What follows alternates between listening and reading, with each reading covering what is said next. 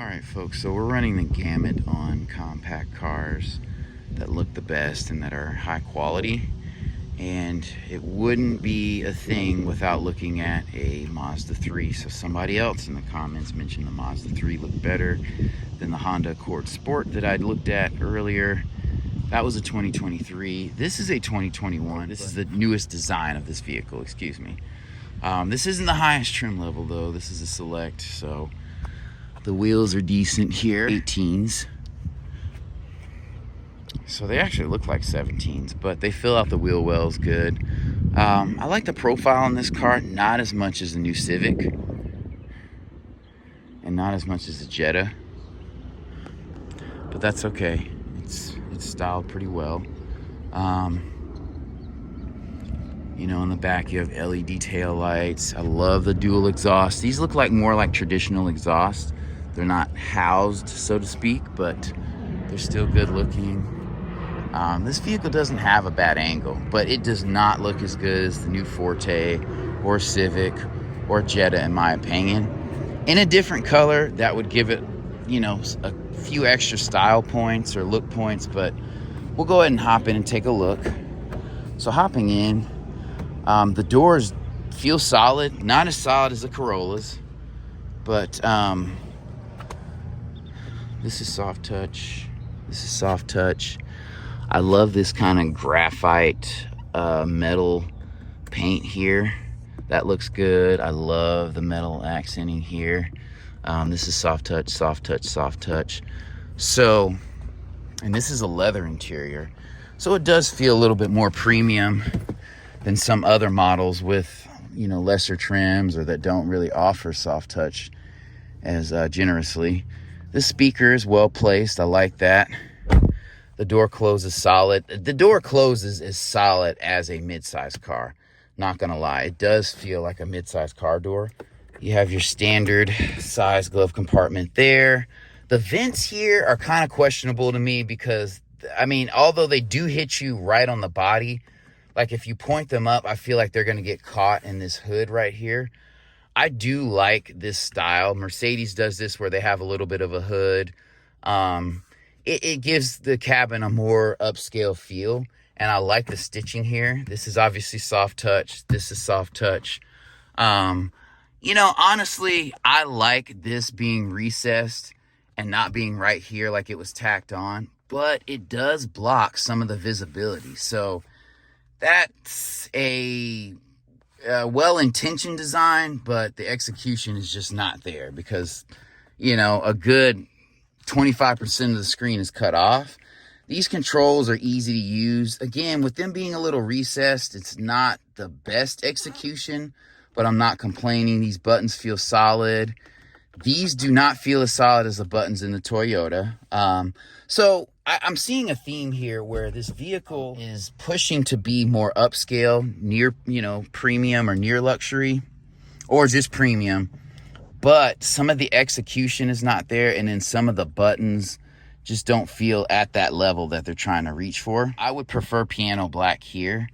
I like what they're doing with this wheel. That's happening with all the new things on vehicles. All the new features, you have to have menus and things like that. Everything can't be super straightforward anymore.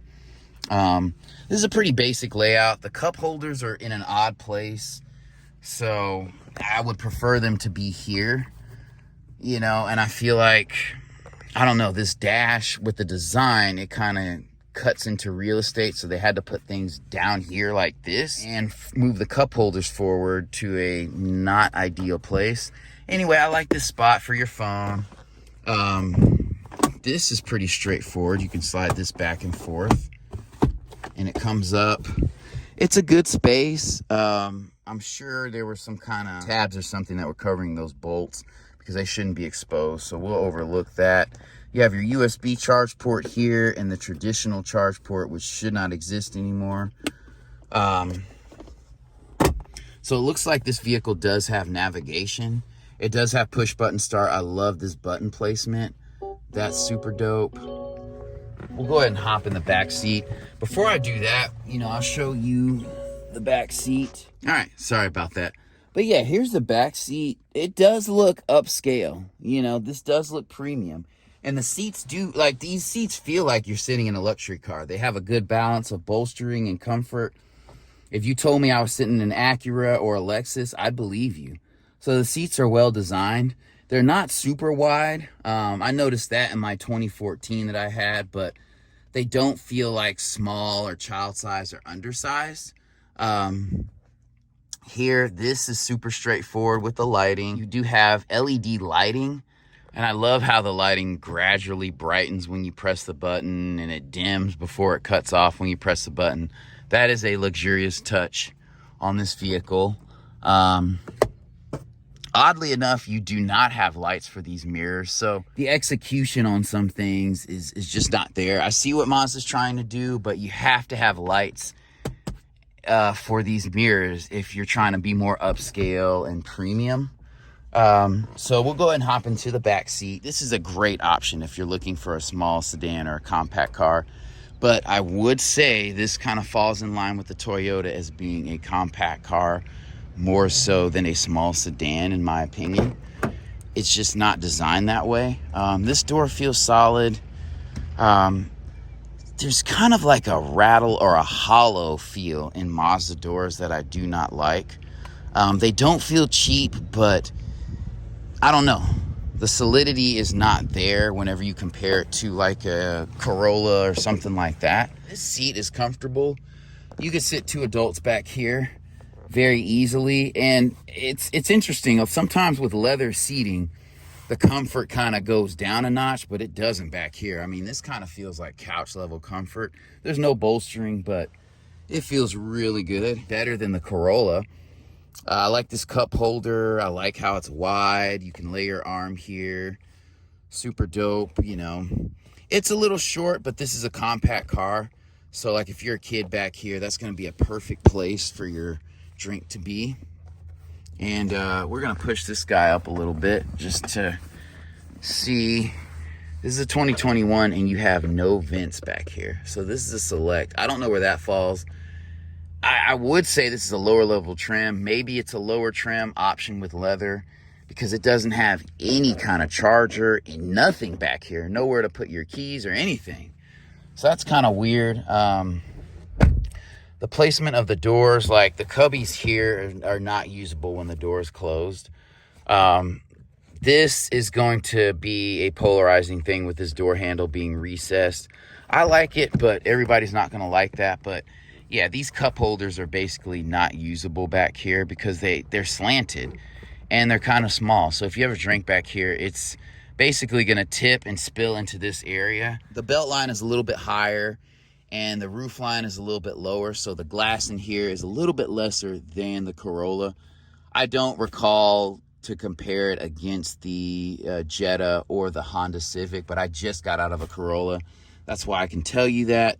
I mean, I think the doors look good. You know, they're a little plain, Teutonic, but this is soft touch, actually. Soft touch, soft touch, soft touch, soft touch. I wish they put some like red stitching or blue stitching in here, but I appreciate any stitching. Visibility is not a thing back here. And I wish the roof line was black too. So, you know, there's some misses here, but no vehicle's perfect.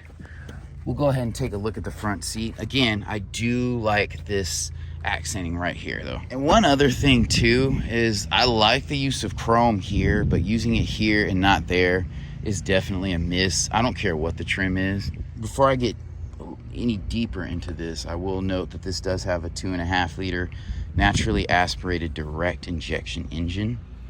Looking at this door, it's the same as the passenger door. Love the accenting here.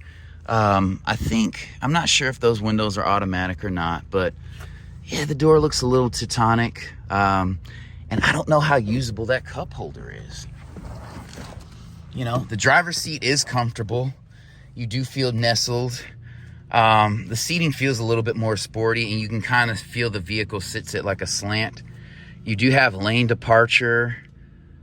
And interestingly, look, that looks like radar cruise control right here. So I love that it is on the steering wheel. I wish the steering wheel was a flat bottom. This is a good size steering wheel. It just needs to be flat bottom. The horn It's not electronic, but I like to test horns in cars, even though I don't do it a lot in my videos. Traction control. I think this is blind spot monitoring. One of the things I like about their blind spot monitoring is that the vehicle does beep. So the monitoring on my Jetta doesn't do anything but light up, and that's super annoying. An audio cue would be very, very good and is much appreciated. So we'll go ahead and pop the trunk. Oh, that was the hood, and we'll pop the trunk. I love that it's a button right here. That is well placed. You know, you have your volume controls here, your phone controls here. So this is well done. And this steering wheel is a little bit larger than what you'll find in some other compact cars.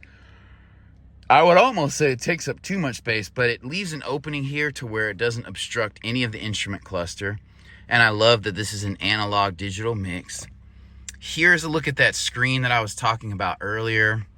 Again, I'm not a fan of it being recessed here. You could see most of it, but you know, for a shorter driver, you know, even me being over 6 feet, you kind of have to sit up to see, you know, what's going on down here, and that's unfortunate. These vents, this vent seems to be obstructed by the steering wheel, as does this vent. It's styled well, but I would change some of the execution and the coloring, but you'll see this in a lot of Mazda vehicles. They'll black it out, which is fine. You know, and a lot of people like that. There's mass appeal there. But man, give me a black roof with that. Don't give me a light colored roof that'll stain. And give me lights in the mirror too. Anyway, we'll go ahead and take a look at the externals here. All right, folks, this hood is heavy. This is like a forged cast iron hood. Anyway, you see the Sky Active engine. That's just Mazda's direct injection engine. 2.5 liters is a good size. I wish there were some caps on those mounts, but anyway, everything's accessible out here. This doesn't look any worse or less accessible than your Honda, Toyota engine compartment. Like your alternator's right there, your fluids are right there, dipstick for the oil is right there, airbox and battery are in a good place, and this is a good engine for this vehicle. It's certainly not underpowered. We'll go ahead and take a look at the trunk. It says Sky Active on the back, but yeah, this trunk has a ton of space. The liftover is a little bit because the bumper's a little bit thick, but yeah, this is a good amount of space for 4 people. No complaints here. Like the handle here, that's super practical. Overall, I would say this vehicle is styled more like a traditional compact car, and it's kind of not headed in the direction of being a small sedan or even looking like a small sedan. So a solid choice, but not my first choice.